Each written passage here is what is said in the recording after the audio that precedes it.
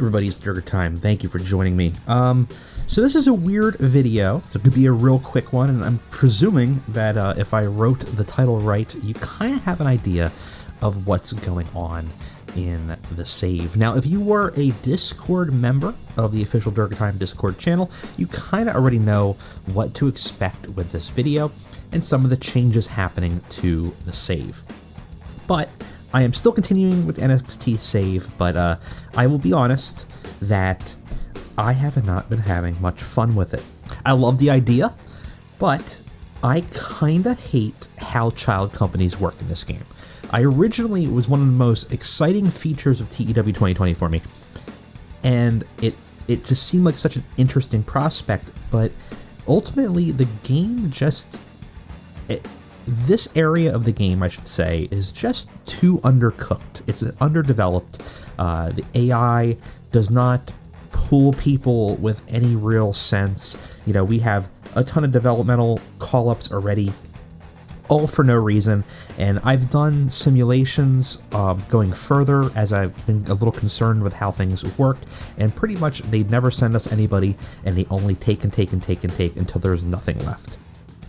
It just doesn't seem to work. I don't know whether there's a balancing issue with the save, with the mod that we have. I don't know if it's just the AI's not competent enough to do proper call-ups. I suspect it's a little bit of both, but it's just not fun. And I could run another 6 episodes and get bored and leave it on the sidelines, or I could do something now in its inception to change it up to make it a little bit more interesting. So hopefully you guys kind of agree with this decision and embrace it, because I think I actually came up with something far more interesting to do while still continuing to save.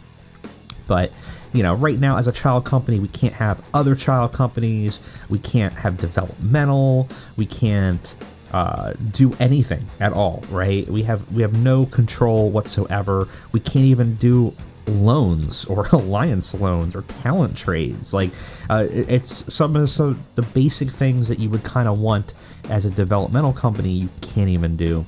And if there's no real intelligence to the developmental call-ups, it just means that we're going to lose our best people, never get sent down anybody for over 2 years in the save, because I simmed out one whole year and I got a total of three people, as the WWE took us down to about 12 active wrestlers.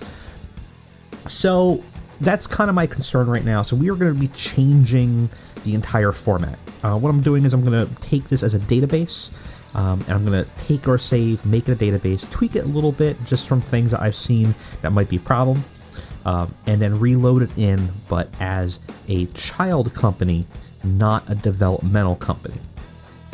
And what that will mean is that we are going to be in an alliance with WWE, and we are not going to be a developmental company anymore. But the whole point of the save was about playing as a developmental company. So how are we going to accomplish that? Well, we got kind of like a 4-step plan of how this is going to work, right? So number one, obviously, is what we just said. NXT is going to be turned from a developmental company into a child company with an alliance with WWE. So that means that we're still going to have, you know, the ability to do talent trades, alliance loans, things like that. And we're still going to be within the WWE umbrella, but we're going to be a little bit more autonomous, and it's going to give us a little bit more control over our future, which will be a little bit more interesting. Number two, the viewers, you out there listening to this video right now, will play a role in the show. In fact, you'll be playing the role of the WWE. Every probably 2 months in in-game world, we will be having a live stream where we will load up as the WWE as a second player and choose through live viewer voting a certain number of call-ups and a certain number of new hires for the NXT Classroom. So the viewers of that live stream will get to basically pick probably about 5 to 6 new hires and maybe 2 to 3 call-ups. Or people to send down. So you guys get to kind of do the backstage booking of, okay, well, this person's ready to come up, we want this guy, etc. So it's a little bit more control because the intelligence is you running it. And I think it's a little bit more interesting also because that means that it's not me doing it. So any like prejudices or biases to wrestlers staying in NXT are really not up to me. But there will be rules, and that brings us to number 3. There will be a set guideline of rules that need to be followed for new hires. Probably 3. I haven't fully fleshed it out, but it's going to be probably 3 and then like 1 or 2 extra rules as we go along. But basically things to prevent you from, you know, how many indie people can you... so like let's say you want a Nakamura. Nakamura's up for hire, and you're like, we want him in WWE, and we want to send him down to NXT, right? You could do that, but the rule might be that you can only do that, like a total of like one person in that live stream can do that. Like you can pick one person. You can't just scout and steal top talent everywhere. You can only pick one existing talent, and then the rest might need to be like under 25, or, you know, be within their first year of development, something like that, something that we would be training for. So we would set some rules up, and that leads us into our final part of the new set of rules for this, which is the return of the meddling McMahon wheel from the Wednesday Night War series that we had run in TEW 2016. That will probably at some point be coming back on the channel in some form once some of the mods get kind of straightened out. So what this will look like is not booking NXT. This will be for the rules. So there will be a selection of new rules from Vince McMahon of who he wants to hire, and they will be added to the wheel from your input, from your comments in the YouTube section, your comments on the suggestions on Discord. They'll all be added together onto the big old wheel, and basically at the beginning of every booking hiring session during those live streams, when you guys get to control WWE, we'll spin the wheel. We'll add one new rule to the booking. It might be one that stays, or it might be one that's just for that one episode. I don't know yet.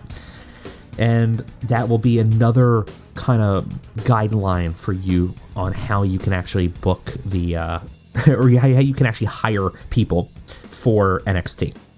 So it's definitely a huge change, but honestly, the more I think about it, the more interesting and more fun it sounds. I love this channel because we get to kind of interact as me booking and you guys kind of providing that input. Those that watch the series a lot know that I take a lot of feedback from you and incorporate it into the saves. Sometimes I don't. Sometimes I just address it and say, nah. But this is another way to kind of interact in the save, and I think it makes it so much more interesting. And also, obviously, it's going to remove that problem of having a very dumb AI just pillaging the entire company until we have no one to hire, and we don't have any way to hire, we don't have anyone to bring down, and instead of making, you know, cheating and having me play WWE and hire people I want, this seems like an interesting way to kind of manage that and give you guys some autonomy in the system as well. So tell me what you guys think. This is probably, I don't know when this video is going live. I filmed basically like 2 episodes already in advance. I am probably going to release those, though I think the later episode may actually probably end up happening after we have actually changed this around, so we'll have to kind of rebook it a little bit after we reconfigure it. You won't see that, but I'm just going to let you guys know if you're ever looking at some of our data, or you're looking at the ratings on some of the save, you may find that the numbers don't line up, and that's because we probably rebuilt it in a new database. But let me know what you guys think of this, and if you think it's a worthwhile change. I think it'll bring some longevity to the save, because honestly, at the current trajectory, I feel like we're just going to lose everybody, and either you're going to lose your interest in watching, and I'm certainly probably going to lose my interest in playing. And I don't want to do that, because this was one of the long play ones. This is one of the series that I wanted to do since 2020 was announced. And I'm real disappointed in the developmental system, unfortunately, but I think we can still play the save and make it interesting by kind of working around and making it our own. So let me know what you guys think. Thanks for listening to this ramble. Thank you for your support, obviously. And if you guys want to add other elements to this, or you have suggestions, like I said, I'm probably going to release this pretty soon. Probably right after the first episode that I filmed. This will probably go up pretty much after that, so there'll be some time to kind of change things around, but that's kind of in my headspace right now, how we are going to change the game going forward.